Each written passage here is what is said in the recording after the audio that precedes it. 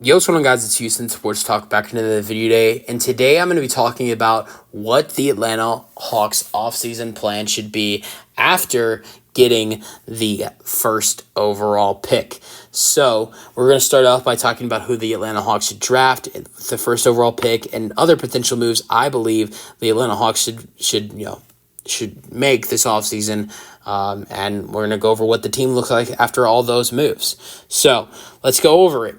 But starting off with who you draft with number one overall pick, and I believe the definite decision has to be drafting Alex Sarr, small forward, or he's a power forward center who is, overseas. I think he's going to be a great player, but I think, if you look at everybody in this draft, I believe he is the best player, best available player in this draft out of everybody. And I think he has to be the clear-cut number one overall pick in this draft for the Atlanta Hawks. And also, if you let go of Clint Capella this offseason, he would be a great replacement for Clint Capella.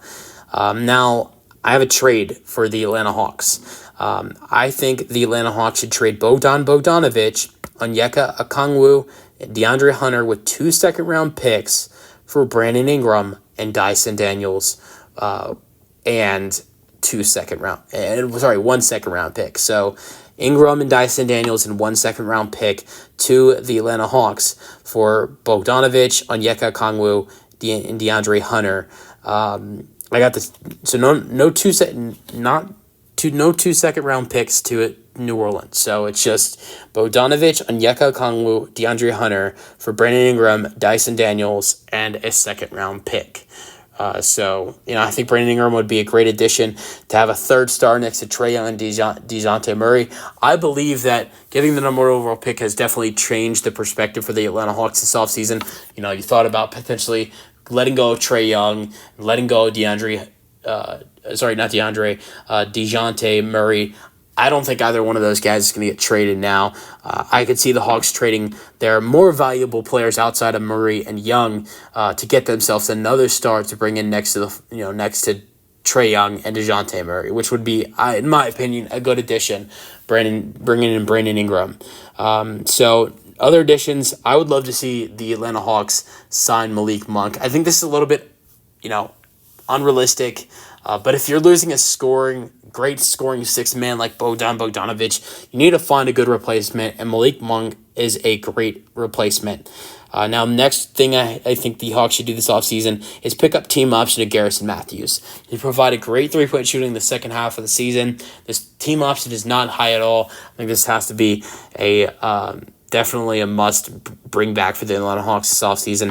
And I think with the injury that he suffered late in the season, he'll probably miss the first couple months of the season.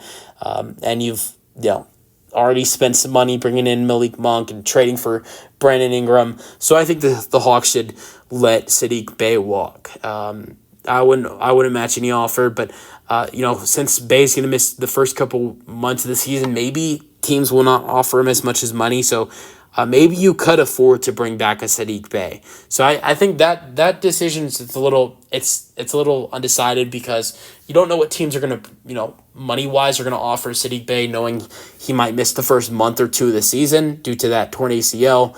But I think you could go either way with Saddiq Bey. So after all of that, what does this team look like? So your starting lineup would be Trae Young, DeJounte Murray, Brandon Ingram, Jalen Johnson, and Clint Capella. Off the bench, you'd have Alex Sarr, Malik Monk, Garrison Matthews, Vid Krejcik, and Bruno Fernando and AJ Griffin. So this team would definitely be improved. I'm also missing Dyson Daniels. So you'd have off the bench, you'd have Malik Monk, Alex Sarr, Dyson Daniels, Garrison Matthews, Bruno Fernando, and AJ Griffin, and Vitz as well. So let me know your thoughts, and peace out.